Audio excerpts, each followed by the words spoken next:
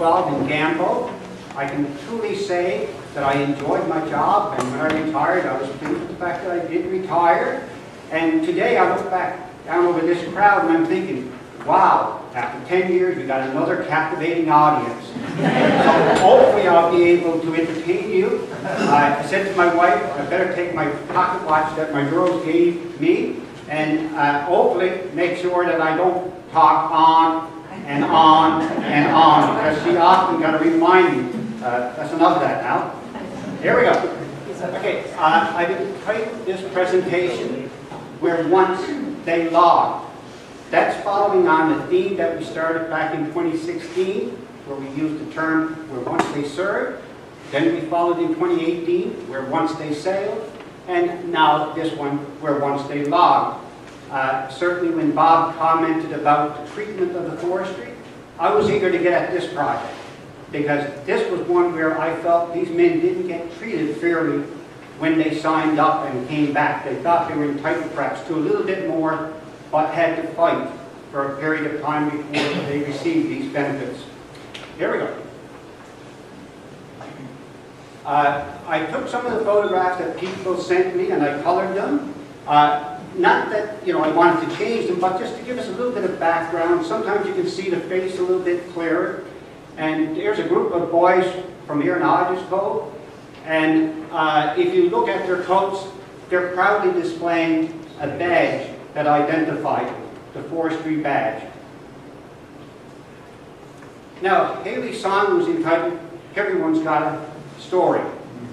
I met with Haley for probably an hour or two on a couple of occasions, and every time I'd be talking to her, I used to say to her, everyone's got a story. And she caught that phrase and went home and pinned it in a song, and for that I'm very appreciative, because I truly believe every single person who went overseas has got a story. We just have to determine what is their story. As already been mentioned, the first announcement on the Overseas Forestry Unit came on November the 17th, when a radio announcement by the Commissioner of Natural Resources issued that in the radio. It was followed the following day when the government passed the Overseas Forestry Unit Act. Now that gave them the power to start recruiting people for the overseas. The Daily Express, November 21st, 1939, carried this particular ad. And if you look at it, you see that they're about to recruit 2,000 lumber men to serve in Britain. And at the bottom, you see some of the conditions. That is, if you enlist with us, this is what you will receive. You had to be between the ages of 15 and 50.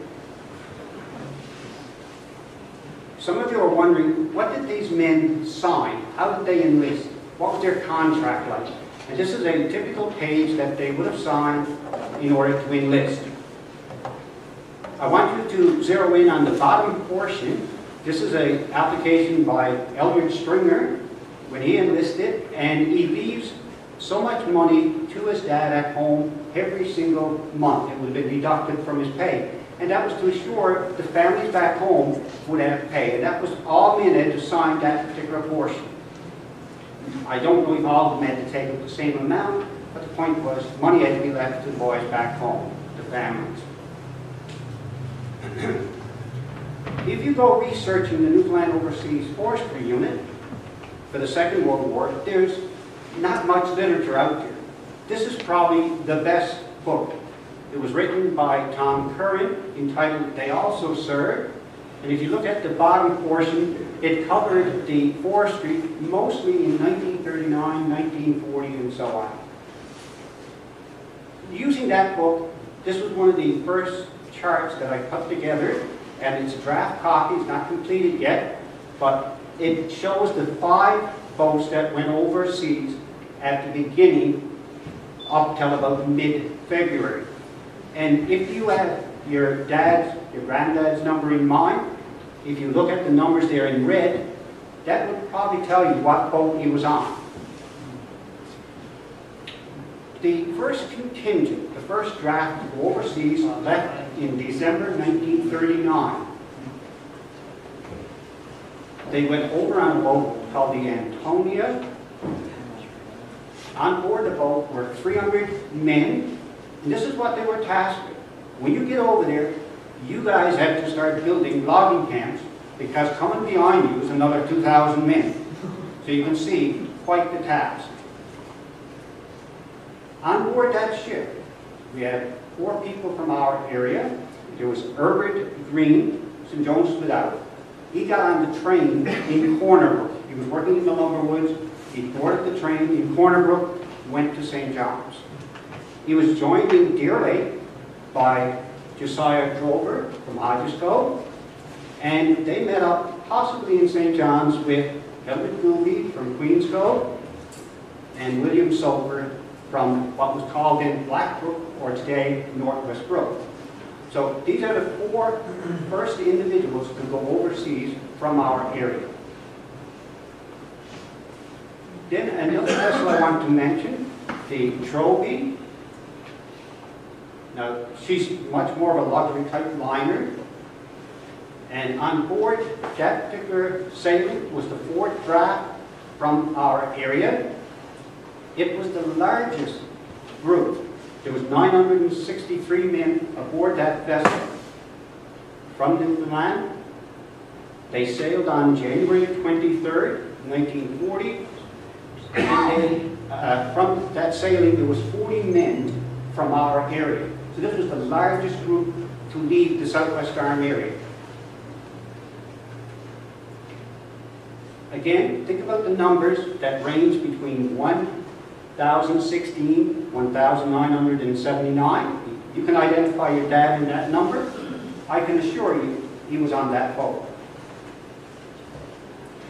Unfortunately, this boat came under attack on May 14th, and it was sunk by the Germans, badly damaged, and the Allies had to finish sinking it. Most of the people on board survived, or a large percentage of them, but the vessel became an hazard, so the Allies had to sink it. Now, one of the things I've done the last probably year is comb through British newspapers. Thanks to the internet, didn't get the chance to travel over Britain, but it's much faster these days with the internet. Came across this article, and it talks about the arrival of the first 300 that went over. So there's confirmation that the boys arrived over in Scotland. Another article confirms the 963, they just rounded off to 1,000. So we now have that 1,000 plus 1,200 had already arrived over, for a total of 2,200 foresters in Scotland and that New England. Now, I want to speak about the second run by the Antonia. Remember I mentioned she was the first one? Here's the second run that she made. Here's the vessel.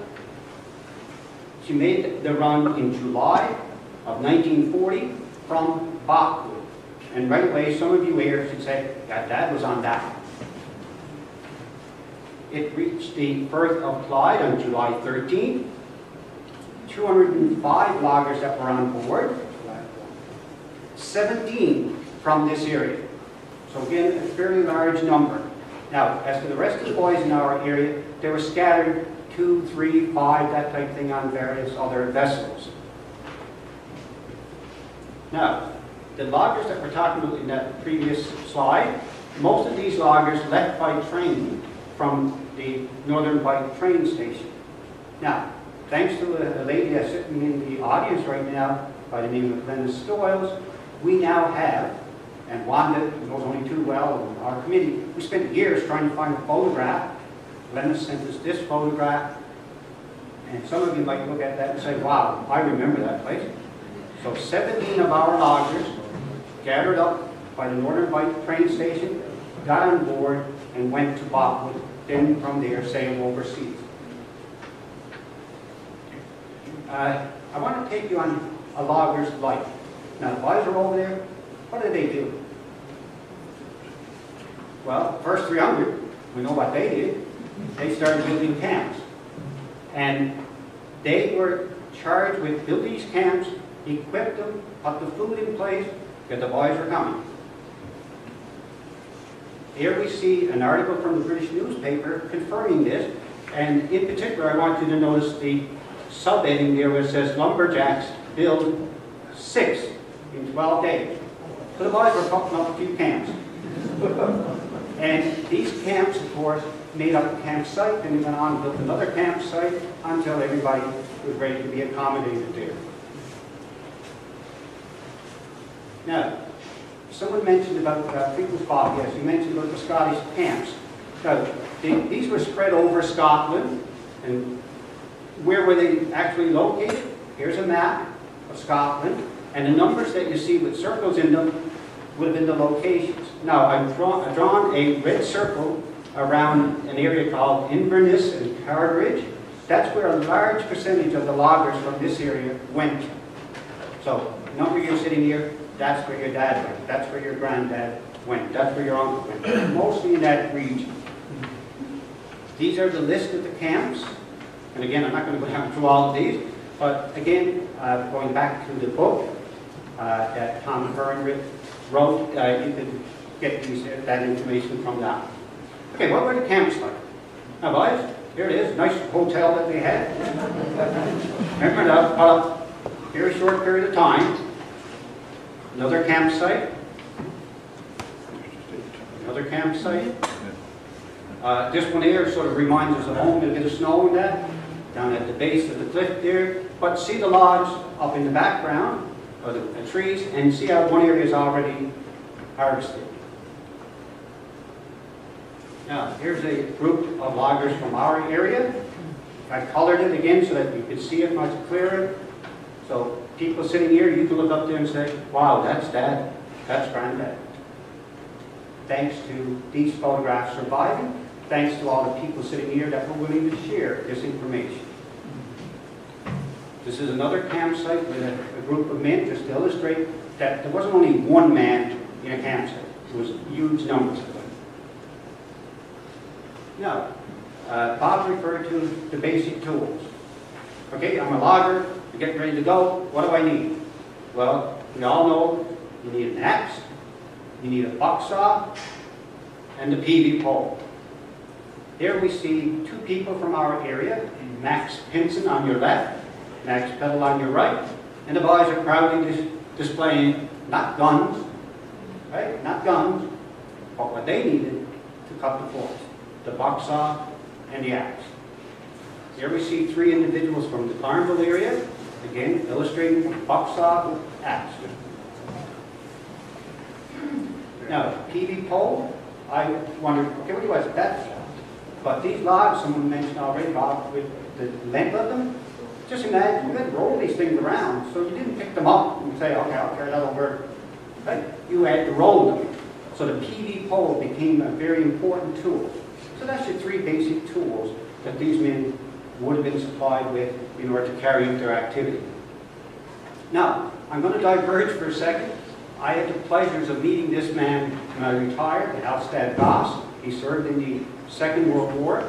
And Alstad and myself, we had a couple of good yarns.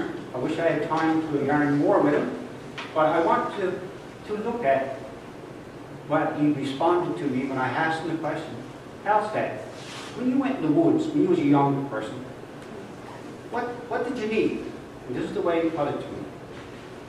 Back then, you didn't have a power saw. You had a 36-inch Sandvakian buck saw and an axe. And I said, Alstad, say that again. What do you call a buck saw? You went 36-inch Sandvakian buck saw.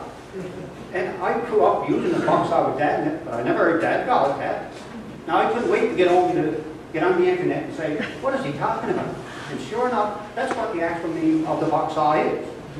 So thanks to Alstad and the many yarns that we had, I'll never forget him because of that. Transporting the logs to the mill. Okay, we got the logs down now, they're on the ground. How do we get them to the mill site where they would be sawed?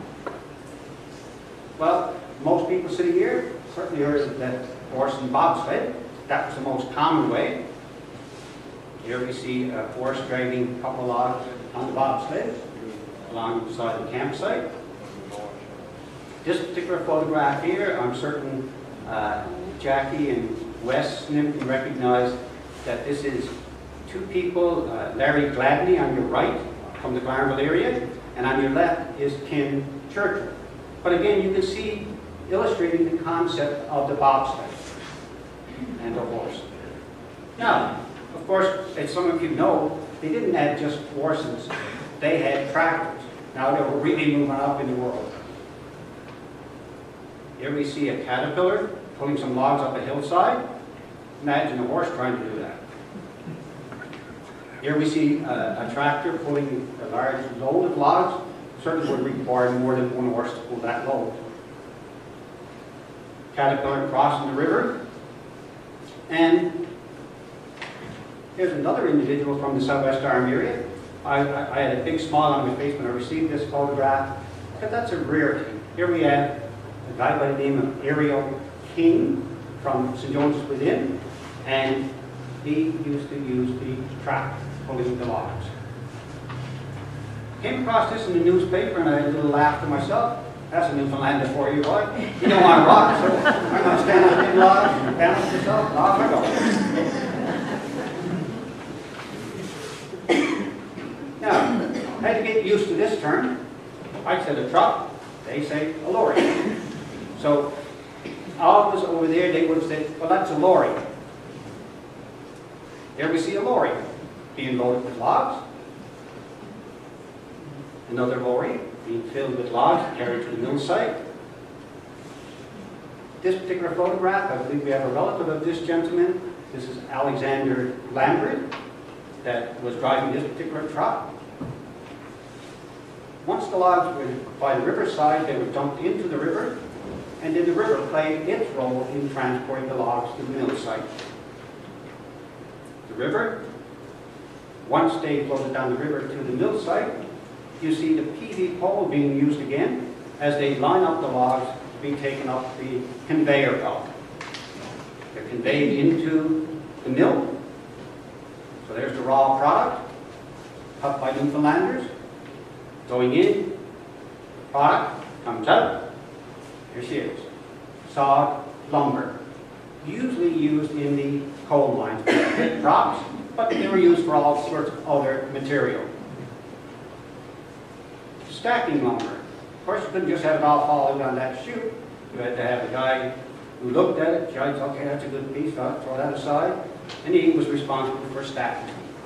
Now, once they were all stacked and ready to go to whatever coal mine, wherever they were destined, they were loaded, oh, and I apologize, my apologies, slabs. One of the byproducts is slabs from the logs, and I know there's a lot of men here who would love to have these for split stone. You can see the abundance of it. Now, the products are being transported to the various sites, and here we see a small caboose type thing, small engine, pulling some of the logs to the particular areas to be transported elsewhere. So that's what our boys did. In addition to that, you would have had foremans and planners. They had to assess the forest and say, okay, what can we get from this? Which ones do we cut? How do we cut that one up? That type of thing. And here we see the planners, as I call them. These were assessing the value and what could be gotten from it. And in the background is a gentleman from here by the name of Silas Boone. Found this in the newspaper in Britain, talking about the Newfoundlanders. And here's the role they played. Number 1, chop her down. Number 2, illustrating the act. Number 3, TV pole. Then number 4, in the mill site, sawed into pit top lumber. And then from there, you had a scaler that's looking at the top. Okay, what else can I get from this particular log, and so on. Now, it was spoken about contract. Remember I showed you the contract at the beginning? When you signed that one, you signed on for 6 months. So at the end of the 6th month, you had decisions to make. You could say, I got enough of Scotland, I'm going home. You could say, well, I'm going to renew and stay here in Scotland, the money is fair, I enjoy here, probably got a girlfriend on the side, if you know what I mean. So these people were involved with the community and that, and they said, yeah, I'm going to renew. Then we had other boys who said, well, I got enough of the forestry, I'm heading for the Navy, or I'm heading for the Air Force, and so on. The boys that came home, just to illustrate this point, I should comment here, a person that I've got to know through email in Scotland by the name of Susan Strang. She's told me to refer to her mostly as a friend. She's been extremely helpful in putting a lot of this together. She helped supply some of the ship's manifests. Couldn't even find them at the rooms. Imagine, I couldn't get them here in Newfoundland, but consult someone in Scotland and so on, and they could assist me in getting this. So on September the 1st, the Antonia came here to Newfoundland, and on board, even though I know people in the back can't read it, are several of the boys who went over the first 6 months and didn't say, no, I got enough of this, I'm going home. So here's the proof that they came home. The Dutchman's of Richmond, the manifest for that ship, shows that these loggers came home. So within a year, a number of these had returned. Now, I want you to look at this one quickly from the point of view, it illustrates the last person to leave Newfoundland to go overseas was Henry Green from St. John's Cadet. He went over and stayed about 1 year, and he returned. There's a picture of Henry Green, and he went over on this particular boat, the Mendoza. So that was the last boat that carried people from our area overseas, 1941. And one of the things a number of you here are probably on to your dad, your granddad, is this piece of paper that certifies your service. Okay, and there's a piece of paper that Henry's son showed me and said, okay, this is Dad's service. And Insurance Roger certainly knows Dover, and Henry went and lived in Dover when he returned and so on. Now, I just want to comment on this one. This is John Peddle. John Peddle went over and returned, but he returned under different circumstances. He had to return because his wife had lost her son, Willis Rover, and also she had lost her first husband in the First World War. She also had 3 small children. I believe 1 or 2 of them might be here today. So he felt, no, I needed more at home. So he returned home. Here's John Peddle.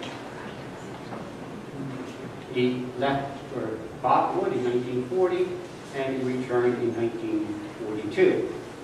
Again, illustrating not all the men went over and stayed over for a long period of time. Others joined the Air Force. Sorry, I apologize. Armed Forces. Here we go. Some of the forces. Air Force. Some of you sitting here might know this gentleman. This is Leander Drudge in his younger days when he joined the Air Force. The artillery. This is Fred Stokebridge from Buttercoat. And with the Royal Navy, just to illustrate, this gentleman joined the Royal Navy, Isaiah Stringer, but unfortunately, this cost him his life. He was lost at sea and sunk on one of the vessels. Now, I want to comment a little bit about the Home Guard. I'm going to get some water before I dry up there. By the way, no talking in the back. Oh, that's my teaching days, though.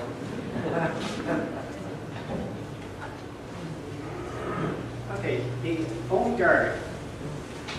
Some of you are aware of the fact that these loggers were asked in 1942 if they would volunteer, notice the word, volunteer for service in the Home Guard.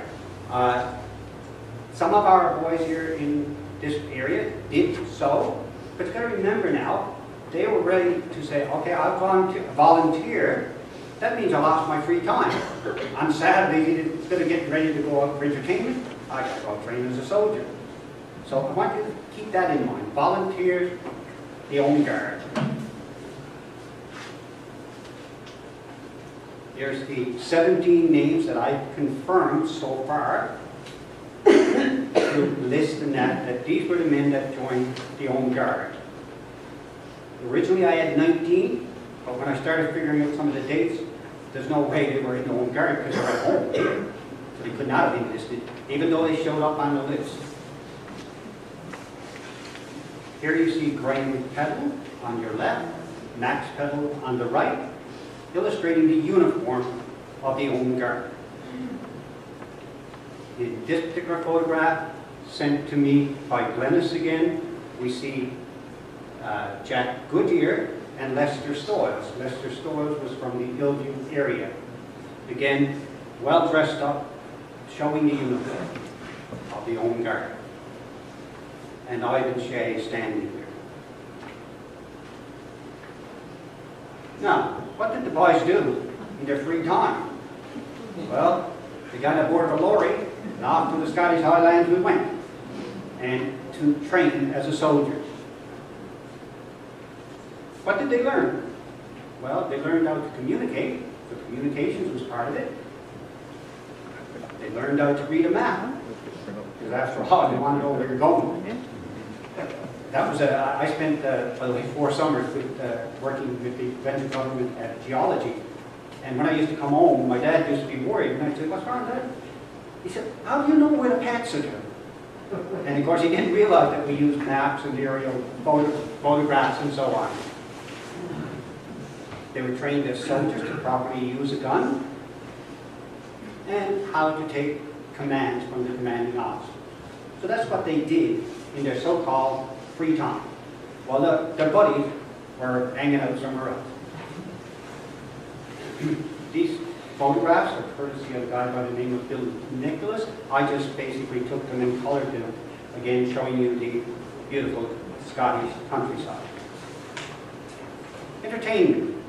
The boys that weren't caught up who went to the Home Guard were looking for entertainment, and I wanted to go down to probably the second last sentence where it says, they're fond of dancing and amusement. They have been in attendance in large numbers. So the Newfoundlanders loved a good time. They sought it out on the free time that they would have. This building here, some of you might recognize it, heard of it, the Spa Pavilion. Think of it as the nightclub. This is where everybody hung out. The Americans, the British, and the Newfoundlanders. Dare say there was a scattered practice there. This is located in Stratford, Scotland, so near where the campsites were too. Some of you might recognize these three individuals. We have on the far left is James Drover, on the far right, Albert Drover, and in the center is, I believe, James' son Chester. Now, one of the reasons I want to mention Jim and Albert, these guys, believe it or not, they were in the First World War. So they were sailors, and then all of a sudden they became lumberjacks and went overseas.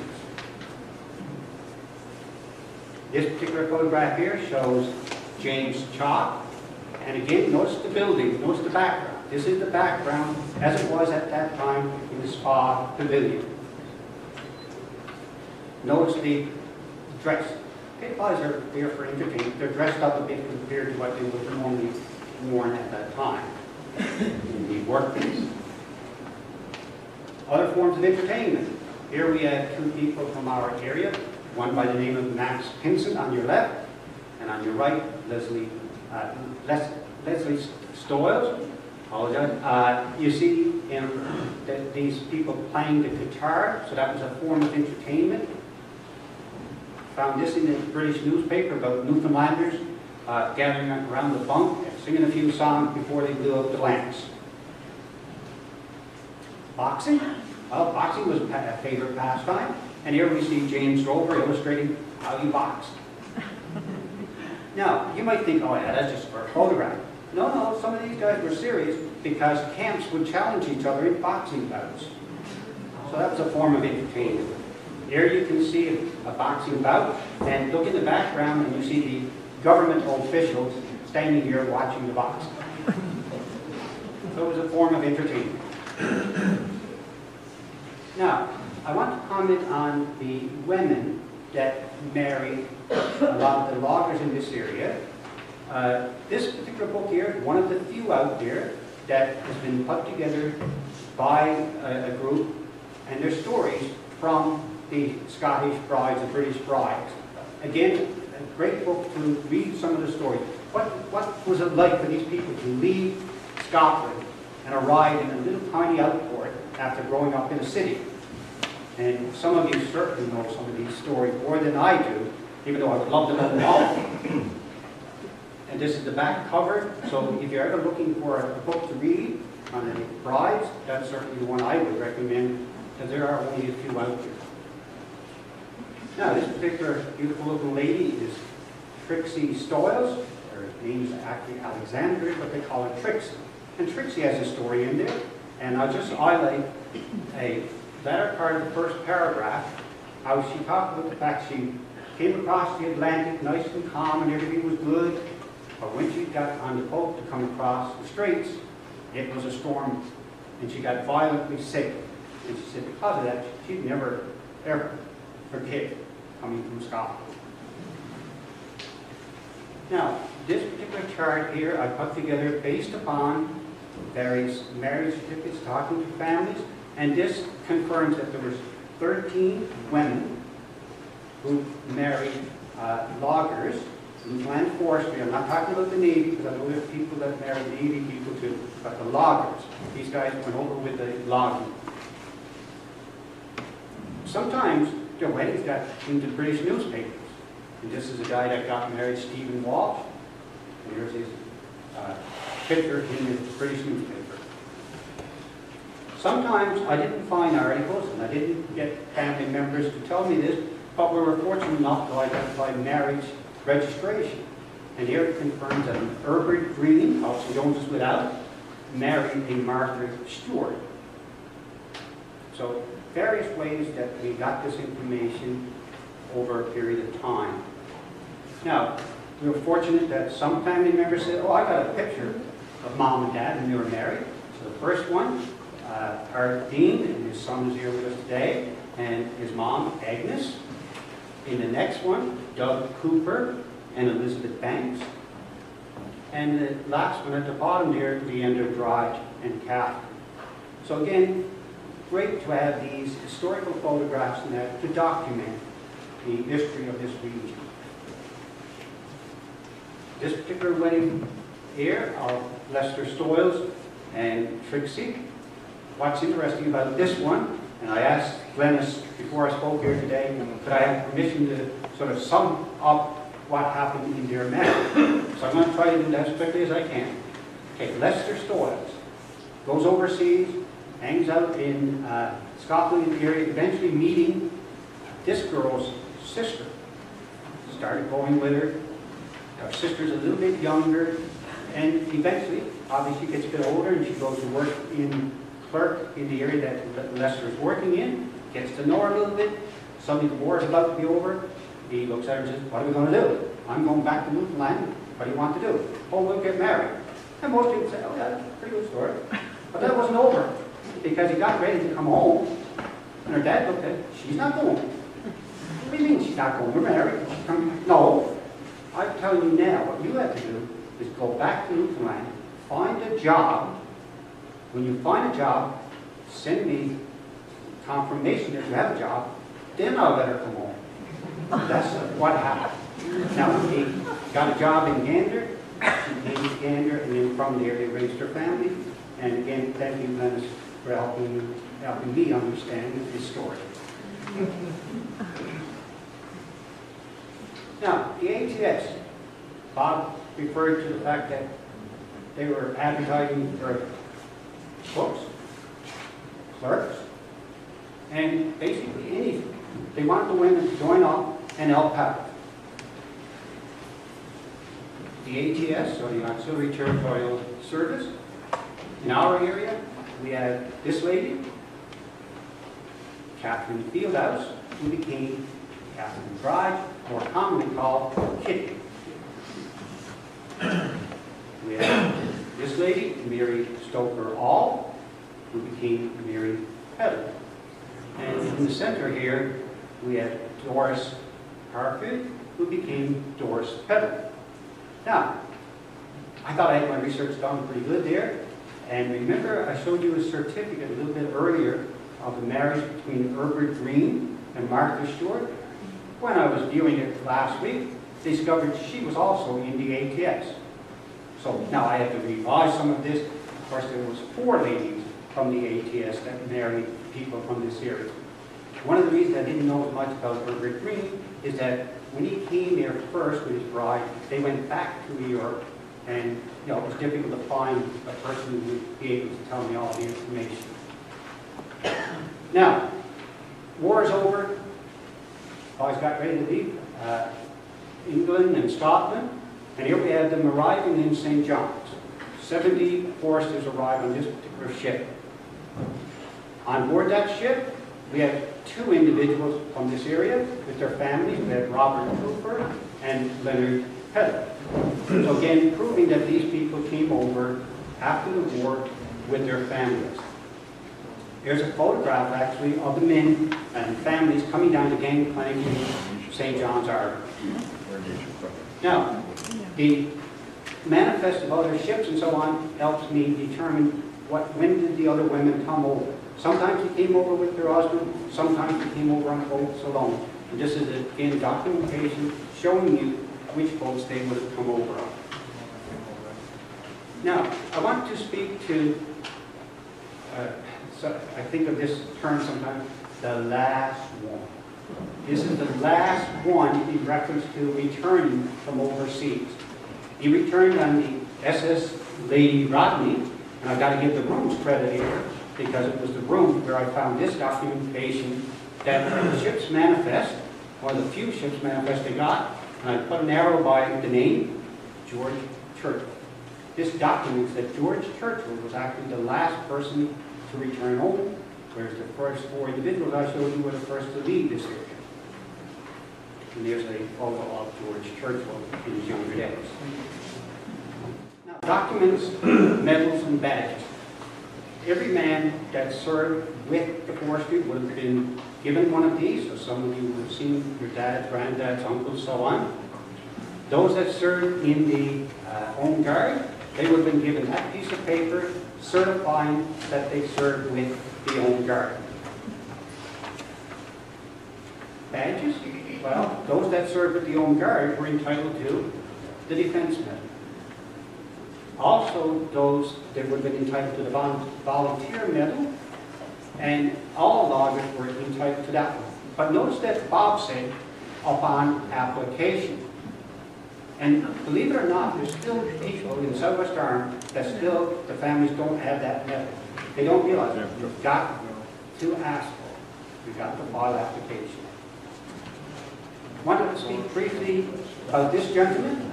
This is Noah Bishop from Atchiko, and I've been talking back and forth with his daughter-in-law for probably almost a year now. She initially contacted me. They were looking for Noah Bishop's medal. He had never applied for them, and now he had a granddaughter in Australia that wanted to participate in the parade. She was told, it would be nice to have your granddad's medal. But of course the family didn't have them. So she contacted me saying, how do you go about getting dad's medals? Now, I'm no expert, I don't know nothing. But I said, okay, I'll see what we can do and work it out.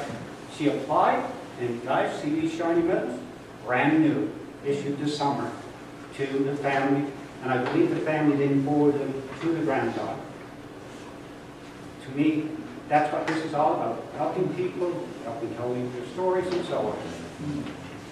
Oh, I should have mentioned, she also contacted me the latter part of the summer. She said, I think you might be entitled to something from Newfoundland. Can you find out what you might be allowed to have? So, of course, I thought about the volunteer medal. She said, well, how would I do that? Sent her the application. She emailed me recently and said, look, we just got his volunteer medal. Now that the family has a collection of his medals. The women were entitled to medals. Here we can see Doris's medals, the defense medal, and the volunteer medal. Kitty's medals, and here's a good example of 2 proud veterans wearing their medals at an event. On your left is Leander Drudge, and on your right is Kitty. proudly displaying their medals. Now, I want to have you to look at the slide part that just came up, and I want you to compare the two volunteer medals. Notice that the Newfoundland one versus the British one. They're slightly different. So if you look at the Kitty medals, you'll see that she has the British one, whereas Leander Woodland here in the Newfoundland. Now, I'm going to speak briefly about the badge that the lumberjacks were given to help them be identified. I'm wearing one today, a copy of one, and there are several people here in the audience that are wearing them. The badges look like this. They were minted for about 2,200 loggers at the time, but as Bob commented about the fact that there was roughly 3,600 or more, they had to do a second minting of the badge. The ATS, they were given this particular badge and this particular pin. Now, I want to quickly show you a couple of pictures of the men proudly displaying the badge. Ernest Avery, Kenneth Churchill, George Butt, Caleb Churchill, John Peddle, Walter Churchill, and Jonathan Gregory. So again, see the importance. Now they had a sense of identity. This badge allowed them to be identified as service people from Newfoundland. Most of you are aware that November the 11th is coming up. This is the symbol to represent World War II and that. This statement is often used, lest we forget, and I challenge anyone here today to remember the 4 people who enlisted with the forestry and did not return. We had William Miller, we had William Bay, we had Isaiah Stringer, and Willis Thrower. Oh, yeah, I'm a teacher. Pop quiz. Are you guys ready? I've got to tell you, take notes, so boy, you guys are in trouble now. Here we go. Who was the last logger to return home to the Southwest Arm area? Now, of course, I always gave multiple choice. Don't say what the answer yet. We have Caleb Churchill. We have Henry Green. We have George Churchill and Noah Bishop. And the answer is? You're correct. Beautiful with technology, isn't it? Okay, one more. There we go. The largest contingent of loggers to go overseas traveled on which ship? Was it Troby? Was it the Duchess of Richmond? Was it the Antonia? Or was it the Newfoundland? And the answer is Troby, right? Here we go. Now, for some of you, show that you paid attention, but some of you, boy, you've got a lot to learn here. Now, I want to finish up with this slide. Please bear with me. This is a family, and I want you to concentrate on this little boy. Born in central Newfoundland, grows up to be a man, ends up in the forestry. Here he is. Because of his experience, I'm going to enlist and go overseas. Goes overseas, the contact that I have in Scotland sends me this photograph. Can you help me with this? He didn't come back. Why? What is the story? Guys, look at the headline. Lowertown youth meets tragic death, shot by a sentry. He was, in fact, the only one that ended up getting killed with the forestry. They were going into town for a night of entertainment. He's sitting in the back of a lorry. They go through a checkpoint. The 2 guards all ask them to halt, but of course you can't hear with 7 or 8 men with a few drinks in, if you know what I mean. They go on, puts up the gun, fires, and the gentleman ends up dying. This gentleman, by the way, was from Florida. I want you to think about this. Everyone's got a story. It's just up to you to tell it. And if any of you have got stories about your dad, your mom, and so on, related to the forestry net, I'm always got my ears open, ready to record the story. Thank you very much. When sun rays crown the highland hills, and summer spreads her hand, when silver voices to thy grills, we love thee, smiling land. We love thee, we love thee, we love thee, smiling land. When spreads thy cloak of shimmering white, at winter's stern command, through shortened day and starlit night, we love thee, frozen land. We love thee, we love thee, we love thee, frozen land. When blinding storm gusts fret thy shore, and wild waves lash thy strand, through spindrift swirls and tempest roar, we love thee, wind-swept land. We love thee, we love thee, we love thee, wind-swept land.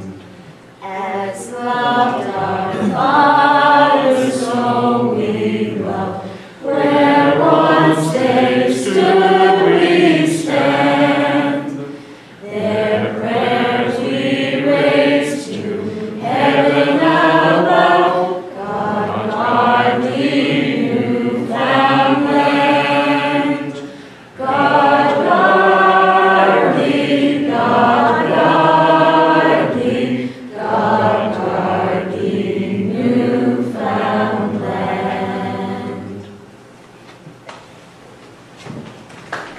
Hi everyone, I promise I won't keep you very long, like some of the elders. I know you're all racing, you're all starving to death, and some of you are probably diabetics or whatever. So this will be kind of quick. First of all, I'd like to say John and I, 10 years ago, were so fortunate to visit Scotland. And the thing about it, we went there on a tour, and it was the first day of the tourism season. And the lady who was doing the tour, she said, gee, I only have the two of you. Where would you like to go? And I was thinking, oh my Lord, this is amazing. Where do we want to go? We want to go to where the Newfoundland Forestry Unit were. And of course the camps were gone, but I had names of places. And of course, we wanted to go to Inverness. We spent 3 days there and walked the streets. All I could think of, my Uncle Alec, walking those streets. We walked the banks of the river, visited the little pubs and whatever. It was amazing. And I had the name of the churchyard where William Miller was buried. William Miller from St. John's Within. And we found his grave and visited. And there were people keeping flowers, fresh flowers on that grave, which amazed us. So that was fantastic. So if you ever get a chance to go to Scotland, you'll love it, and go to these places, especially around Inverness, where I might want to spend your Sundays and go to church. And the lady called up the clergy there and came and unlocked the church and let us in, and we saw the whole thing. It was wonderful. So, on behalf of the Historical Society, I'd like to thank you all for coming out to witness this great project finally being unveiled. I think it's taken about 3 years. It was supposed to be unveiled last year, but with COVID, everything got shut down. And I'm sure you all agree it's a fitting tribute to those from the area who served in the forestry. Thank you to those who participated today, to Church Rogers, our MP, to Lloyd Parrott, MHA, and to our clergy, Canon Shepherd, who will speak in a minute, and Reverend Hannon and Mr. Chalk. Thank you to Jackie Bogie from the Canadian Legion in Canada, and Wesley Stringer is here today as well. And to Haley for that wonderful song that she came up with. I'm sure you all loved it.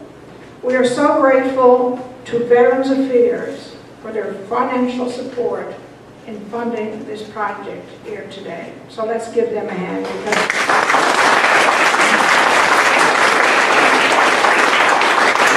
This project is done free of cost to all of you. The only thing you have to pay for are your booklets and your banners, but everything else, thanks to Veterans Affairs for that. And as you all know, the booklets are ready today. Those of you who ordered the mini banners, they're out in the room behind the barn there. So that's where you'll go to get your booklets and banners. Don't everybody rush it at the same time because it'll be too many people. Some of you can mull around here, some people are there. I'll get things straightened out, but anyway, you're free to look around or whatever. Booklets are $15 if you haven't already ordered one. And most of you know that we are doing the project for the War Memorial. Fingers crossed that it will be ready for November the 11th. And it's supposed to be right on schedule. It's getting there, but please God, we will make it there. And for this project, thank you to Lester for all of his hard work, putting it together. Give him a hand.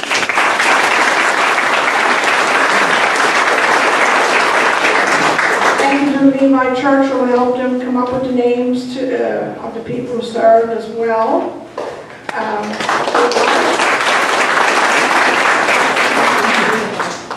Wanda and I did a lot of editing. So,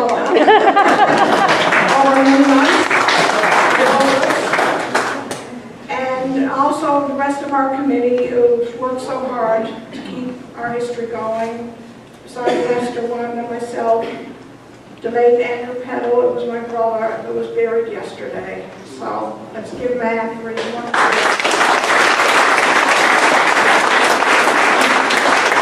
to Peggy Hogan, Melby Johnson, Max and Flo Peddle, and John Spurl, all your help on the committee as well.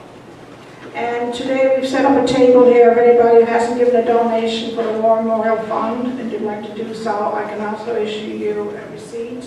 So that's available.